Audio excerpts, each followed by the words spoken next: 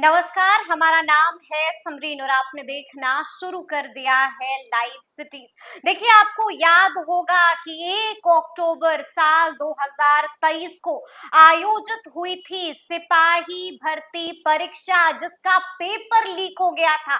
और आपको ये भी याद होगा कि 3 तारीख को सिपाही भर्ती परीक्षा को रद्द भी कर दिया गया था। आपको बता दें कि बीते दिन इसको लेकर ईओयू ने बड़े बड़े चौंका देने वाले खुलासे भी किए हैं। और आपको बता दें गुरु कि अब इस मामले का तार भी नालंदा से जुड़ता हुआ दिखाई दे रहा है। तो आज हम इसी मुद्दे पर सीधी बातचीत करेंगे सीनियर जर्नलिस्ट ज्ञानेश्वर जी से। तो सबसे पहले हम आपसे जानना चाहेंगे कि बीते दिन ईओयू ने बड़े बड़े खुलासे किए हैं। देखिए समरीन जी, आपने कहा ईओयू ने बड़े बड़े खुलासे किए हैं, लेकिन ईओयू ने कई खुलासों को छुपा भी लिया है। जी। और मेरा मानना यह है कि इस खुलासे के बाद जो खुलासे हुए हैं, बिहार के मुख्यमंत्री नीतीश कुमार को माथा पीट लेना चाहिए। इसलिए नहीं कि नालंदा गैंग का इन्वॉल्वमेंट है, इसलिए कि बिहार में परीक्षा संचालन की व्यवस्था किस तरीके से सरी गली है, वह इस खुलासे से प्रमाणित है। देखिए, आपने कहा 1 अक्टूबर को परीक्षा हुई थी, सिपाही भर्ती परीक्षा। 5,95,000 छात्र शामिल हो रहे थे, अभ्यर्थी, और 3 चरणों में परीक्षा होनी थी। 1 अक्टूबर, 7 अक्टूबर और 15 अक्टूबर। 1 अक्टूबर को पहले चरण की परीक्षा में परीक्षा के प्रारंभ होने के पहले से ही आंसर की लीक हो गए। बिल्कुल वायरल हो गया था। ठीक है। लेकिन जो परीक्षा संचालित करने वाली संस्था थी बिहार सरकार की, केंद्रीय चयन पर्षद सिपाही भर्ती, इसके चेयरमैन जो बिहार के एक्स डीजीपी एसके सिंघल थे, वे 2 अक्टूबर को भी कह रहे थे कि नहीं, परीक्षा बिल्कुल ठीक, बिल्कुल सब कुछ ठीक, हाँ सब कुछ ठीक। और देखिए, एसके सिंघल जब बिहार के डीजीपी थे, मौजूदा डीजीपी आरएस भट्टी के पहले, उन्हें सेवा विस्तार भी दिया गया था। तो उनकी नियुक्ति के समय से जब वे डीजीपी नियुक्त हुए थे, तब भी नीतीश कुमार के फैसले पर लोग अंगुली उठा रहे थे कि किस पुलिस प्राधिकारी को बिहार का डीजीपी बना दिया गया। सिंघल वैसे पुलिस प्राधिकारी थे जो शहाबुद्दीन के सामने सिवान में शहाबुद्दीन ने इन्हें AK-47 लेकर खदेड़ दिया था, और इसके सिंघल तब सिवान के एसपी थे। खदेड़ दिया था शहाबुद्दीन ने? बिल्कुल ठीक है। तो इनके कार्य पद्धति पर भी डीजीपी रहते हुए प्रश्न चिन्ह उठा करते थे। बिल्कुल। और जो पुलिस मुख्यालय है, उसके बारे में कई तरीके की शिकायतें मिलती थी। लेकिन जब वे रिटायर हुए तो इन्हें केंद्रीय चयन पर्षद सिपाही भर्ती का चेयरमैन बना दिया गया। तब भी लोगों को आश्चर्य हुआ था। और देखिए, जब पेपर लीक हुआ, 1 अक्टूबर को पेपर लीक हुआ, 2 अक्टूबर को एसके सिंघल कहते रहे कि पेपर लीक है ही नहीं, और 3 अक्टूबर को जब बात प्रमाणित हो गई, नैयर हसनैन खान एडीजी ईओयू ने, जिसे कभी डीजीपी रहते हुए एसके सिंघल हेड किया करते थे, उन्होंने कह दिया नैयर हसनैन खान ने कि पेपर लीक है, तब यह परीक्षा कैंसिल हुई थी। और फिर बाद में जब इतनी फजीहत हुई तो नीतीश कुमार को एसके सिंघल को हटाना भी पड़ा था। यह भी आपको याद होगा। तो मैंने क्यों कहा कि माथा पीट लेना चाहिए। देखिए, सिपाही भर्ती के लिए जो केंद्रीय चयन परिषद बिहार में है, उसने प्रश्न पत्रों की छपाई का काम किसे दिया था? आप जानकर चौंक जाएंगे। नीतीश कुमार को माथा पीट लेना चाहिए। एक ऐसे प्रिंटिंग प्रेस को काम दिया जो प्रिंटिंग प्रेस था ही नहीं। प्रिंटिंग प्रेस ही नहीं था ही नहीं जी। इतनी बड़ी चूक केवल कागज पर, केवल कागज पर। अब बताइए, जिसके पास न कोई प्रिंटिंग प्रेस है, जिसके पास न कोई वेयर हाउस है, उसे आप सिपाही भर्ती परीक्षा 2023 के प्रश्न पत्र की छपाई का जिम्मा दे रहे हैं। बिल्कुल जी। तो हमने कहा कि देखिए, कुछ खुलासे ईओयू ने छुपा रखे हैं। अब आप बाकी कसूरवारों को पकड़ रहे हैं, लेकिन जो केंद्रीय चयन परिषद के कसूरवार हैं कि उन्होंने एक ऐसे प्रिंटिंग प्रेस, जिसके पास प्रिंटिंग मशीन नहीं थे, जिनके पास वेयर हाउस नहीं थे, उन्हें आपने कैसे दे दिया काम? क्या उनके खिलाफ कार्रवाई नहीं होनी चाहिए? तो देखिए, जब आंसर की लीक हुआ, 1 अक्टूबर को। तो फिर इसकी जांच ईओयू ने संभाली और पूरे प्रदेश में आंसर की आउट था, बिल्कुल वायरल था। बड़े पैमाने पर अभ्यर्थियों की गिरफ्तारी हुई थी, कई दर्जन मुकदमे दर्ज हुए थे। आखिरकार ईओयू ने भी एक मुकदमा दर्ज किया जिसे 31 अक्टूबर 2023 को दर्ज किया गया था और इसका कांड संख्या 16/2003 है जी। और आईपीसी की धारा 420, 467, 468, 120B और आईटी एक्ट की धारा 2000 के तहत यह प्राथमिकी दर्ज की गई थी और 18 सदस्यीय एक स्पेशल इन्वेस्टिगेशन टीम बनी, एसआईटी, जिसे लीड कर रहे थे डीएसपी कुमार वीर धीरेन्द्र। ये इस केस के आईओ थे। वैसे लीड तो कर रहे थे डीआईजी, लेकिन केस के इन्वेस्टिगेटिंग ऑफिसर कुमार वीर धीरेन्द्र थे। तो जब जांच शुरू हुई तो सबसे पहले जांच इस बात की शुरू हुई कि प्रश्न पत्रों की छपाई कहां से हुई, यानी कि प्रिंटिंग प्रेस। हाँ, केंद्रीय चयन पर्षद, क्योंकि मामले उजागर हो रहे हैं कि प्रिंटिंग प्रेस से सेंटर्स तक पहुंचने में लीकेज हो रहे हैं। बिल्कुल बिल्कुल। तो सबसे पहले केंद्रीय चयन पर्षद से जाना गया कि प्रश्न पत्रों की छपाई का काम और धुलाई का काम, ट्रांसपोर्टिंग का काम आपने किसको दिया है। बिल्कुल, आपने वो हायरार्की भी बताई हाँ, थी। हाँ, किसको दिया? तो मालूम हुआ कि कोलकाता की एक कंपनी है, पश्चिम बंगाल की एक कंपनी है, काल्टेक्स मल्टी वेंचर प्राइवेट लिमिटेड, उसे ही प्रश्न पत्र की छपाई का काम दिया गया। जी। तो ईओयू की टीम कोलकाता गई, जो पता दिया गया था इस प्रिंटिंग प्रेस का, काल्टेक्स मल्टी वेंचर प्राइवेट लिमिटेड का, लेकिन जब स्पेशल इन्वेस्टिगेशन टीम वहां पहुंची वो तो चौंक गई।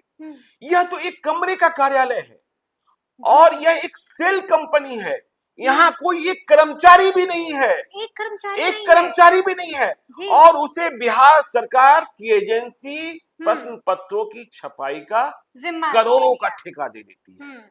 कितना सुरक्षित काम है, किस तरीके से आपको सुरक्षा मानक एसओपी का पालन करना होता है।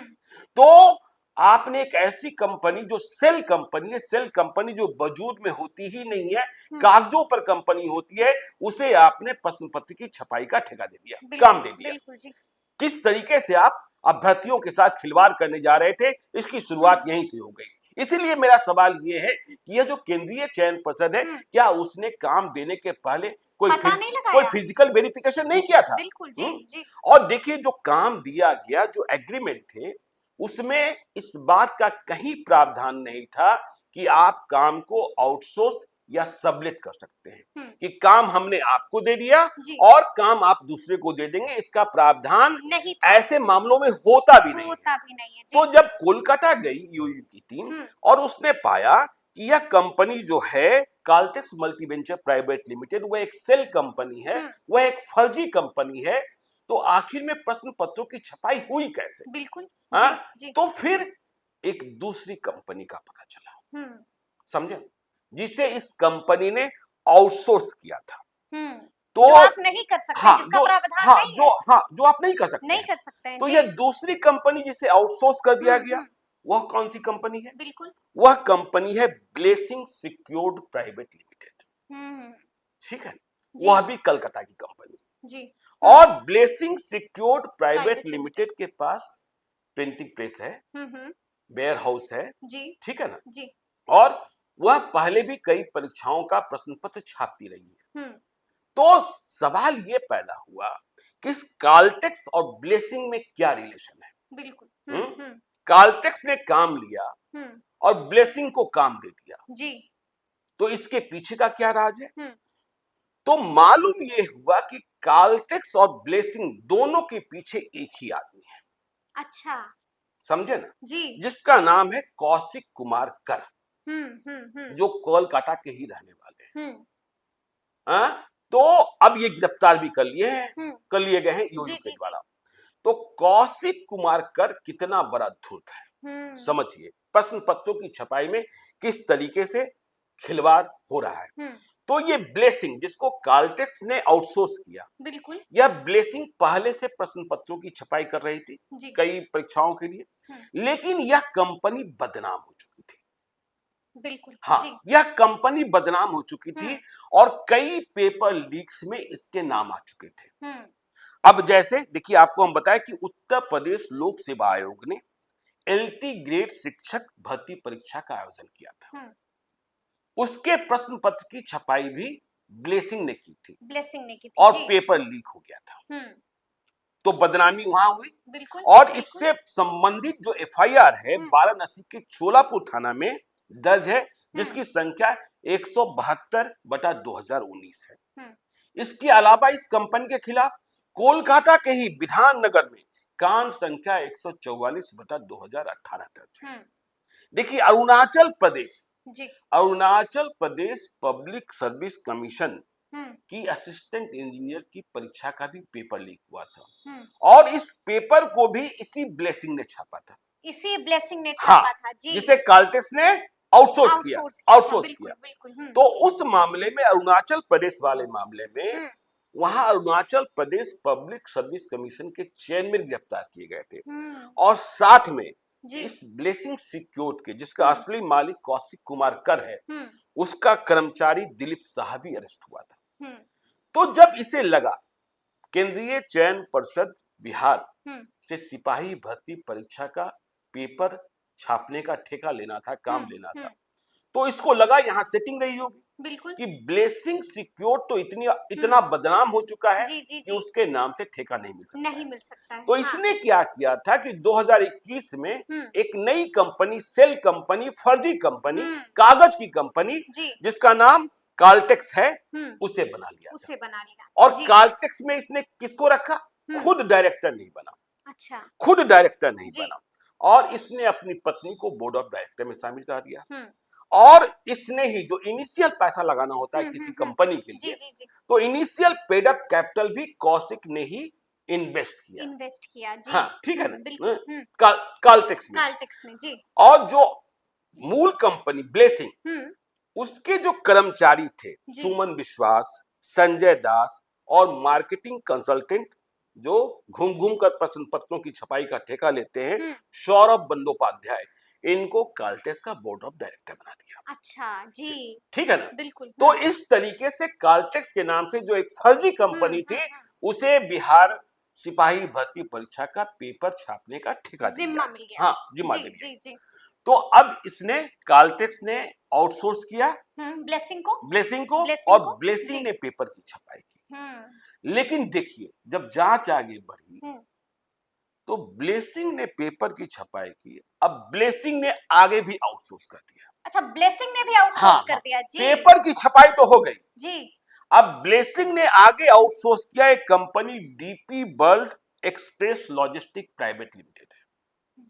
उसे किस बात के लिए आउटसोर्स किया? कि प्रश्न पत्रों को बिहार के सभी जिला मुख्यालयों में स्थित जहां परीक्षा केंद्र थे, वहां के ट्रेजरी में पहुंचाना था। अच्छा। तो इसके लिए आउटसोर्स कर दिया गया DP world express logistic private limited को। और किसी एसओपी का जो चेन ऑफ कस्टडी है, उसका पालन नहीं किया गया।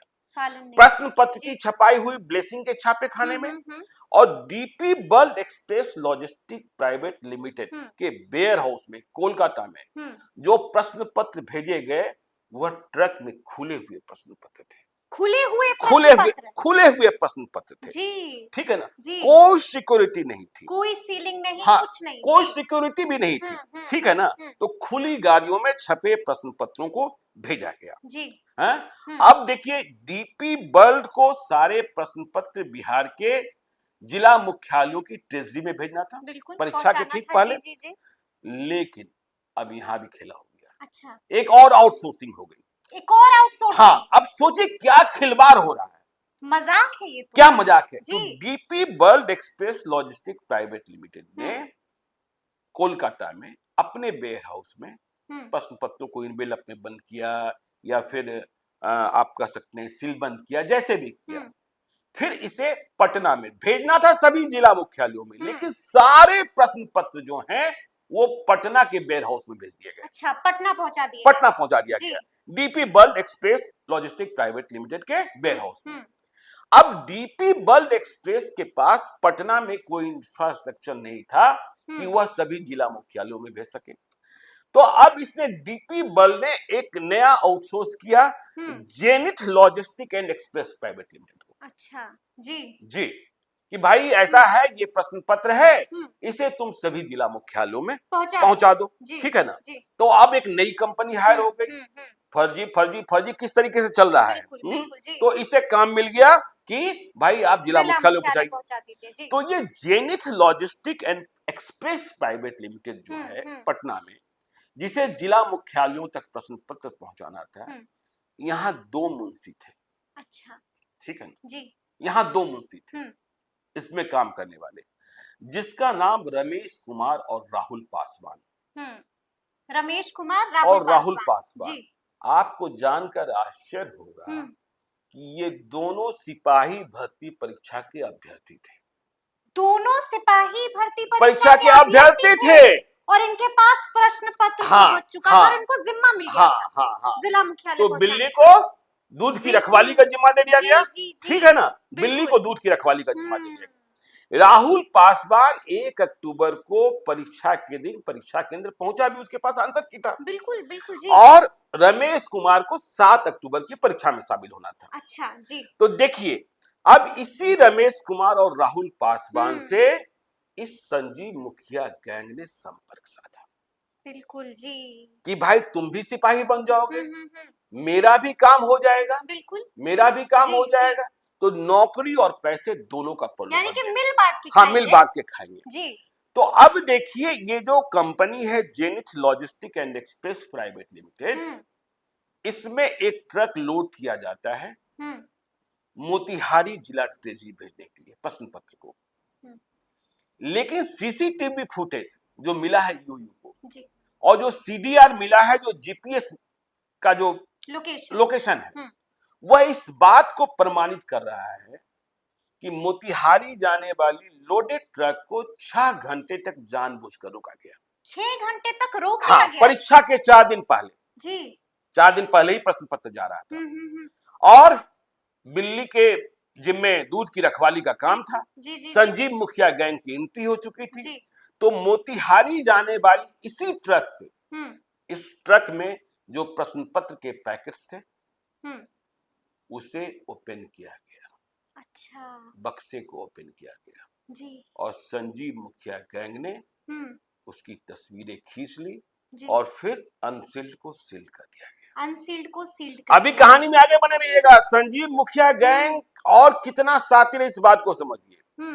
तो परीक्षा का प्रश्न पत्र तो आउट हो गया। बिल्कुल मिल गया जी। तो मिल गया। तो अब देखिए मुंशी किस तरीके से जो अभ्यर्थी भी है। अभ्यर्थी भी है। बिल्कुल। तो देखिए, अब जो संजीव मुखिया के बारे में और एक्टिविटी की जानकारी प्राप्त की गई, तो मालूम ये हुआ कि संजीव मुखिया प्रश्न पत्र आउट तो 4 दिन पहले हुआ। बिल्कुल। वह प्रश्न परीक्षा के 10 दिन पहले, इसके पहले भी कई बार कोलकाता गया था, क्योंकि उसको पता था कि काम किस कंपनी को मिला है और वह कंपनी कौन है और उस कंपनी ने किसे आउटसोर्स किया है। तो परीक्षा के 10 दिन पहले से संजीव मुखिया कोलकाता में काम कर रहा था। बिल्कुल चक्कर लगा रहा था। बिल्कुल जी।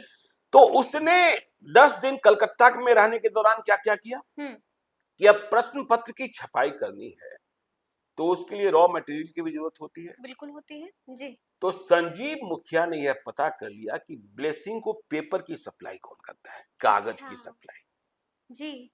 ब्लेसिंग को इनवेलप की सप्लाई कौन करता है। बिल्कुल। क्योंकि प्रश्न पत्र की छपाई होगी, उसके बाद उसे इनवेलप में भरा जाएगा, उसके बाद उसको ट्रंक्स में भरे जाएंगे, और ब्लेसिंग को वह ताला कौन देता है जो सिंगल यूज सील लॉक होता है जी।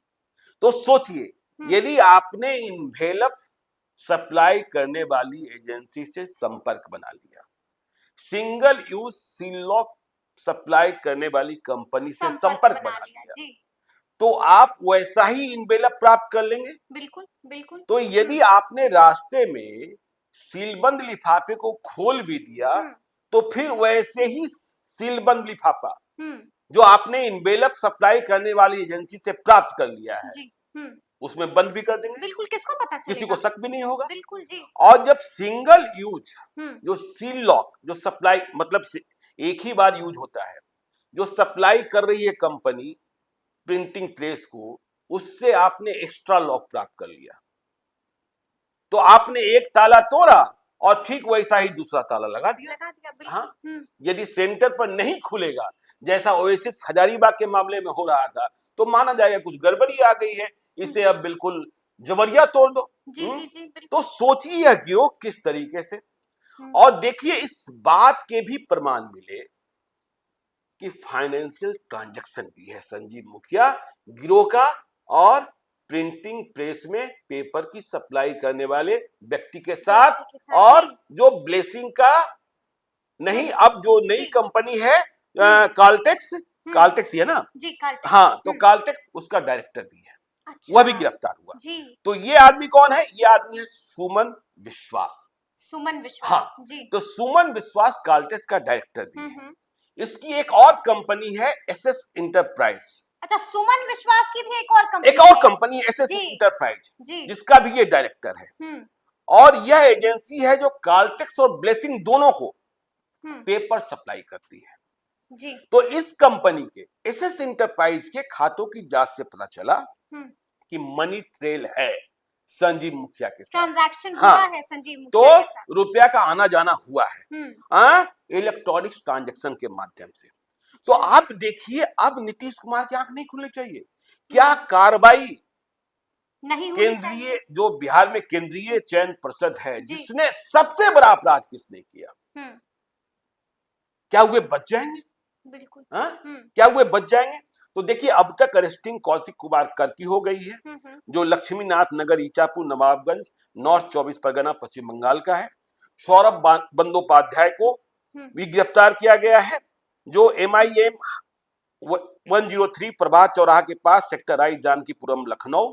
सुमन विश्वास कलकत्ता से गिरफ्तार किया गया। संजय दास बाइलेन गुरुलिया से गिरफ्तार किया गया, जो नॉर्थ 24 परगना में है। और देखिए, इसी मामले में सिपाही भर्ती परीक्षा मामले में संजीव मुखिया गिरोह के अश्विनी रंजन उर्फ सोनी को गिरफ्तार किया गया है, विक्की कुमार को गिरफ्तार किया गया है, अनिकेत उर्फ बादशाह को गिरफ्तार किया गया है। अब तक कुल 75 कांड दर्ज हैं, जिनमें 207 लोगों की अरेस्टिंग हुई है। 207 लोगों को गिरफ्तार किया गया। ठीक है, अभी और भी गिरफ्तारियां चली रही। तो आपको हम बताना यह चाहते हैं कि देखिए, इस तरीके से पेपर लीक्स कराए जा रहे हैं और आंखें नहीं खुल रही। और जिस तरीके से नीट 2024 में आज से कल तक हम यह भी बताएंगे, पता नहीं क्यों सीबीआई भी असली अपराधियों को पकड़ने के बजाय, देखिए बहुत कठिन नहीं है जी, क्योंकि ट्रेल मिल चुका है।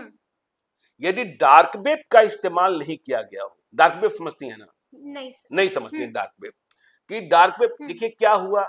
डार्क वेब ये होता है कि अब प्रश्न पत्र कैसे भेजे जा रहे हैं, व्हाट्सएप से भेजे जा रहे हैं या फिर मेल से भेजे जा रहे हैं।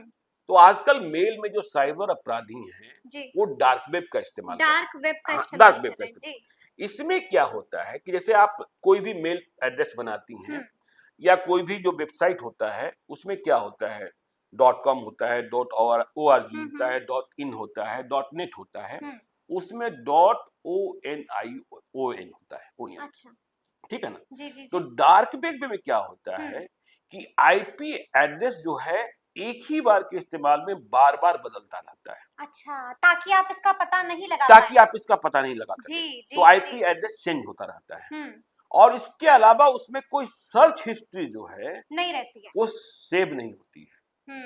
तो जांच एजेंसियों के लिए बड़ा मुश्किल हो जाता है कि यदि आप डार्क वेब में से आप काम कर रहे हैं कि कैसे पता करें। ठीक है ना?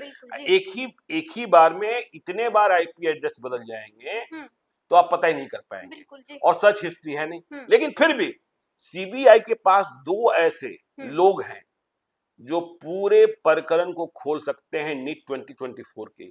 इसके बारे में भी एक वीडियो हम लोग अलग से करेंगे और अपने दर्शकों को बताएंगे। बहुत आसान है जी, बस कोशिश तो कीजिए सीबीआई वाले। बिल्कुल, बहुत आसान है, बस कोशिश तो करे सीबीआई। तो अब देखना होगा कि सीबीआई कब तक कोशिश करती है और कब सीबीआई की ये कोशिश रंग लाती है। तो फिर ये पूरी बातचीत आपको कैसी लगी है, कमेंट करके हमें जरूर बताइएगा। तो ऐसे तमाम अपडेट्स के लिए ऐसे ही हमारे साथ बने रहिएगा और देखते रहिएगा लाइव सिटीज। बहुत शुक्रिया।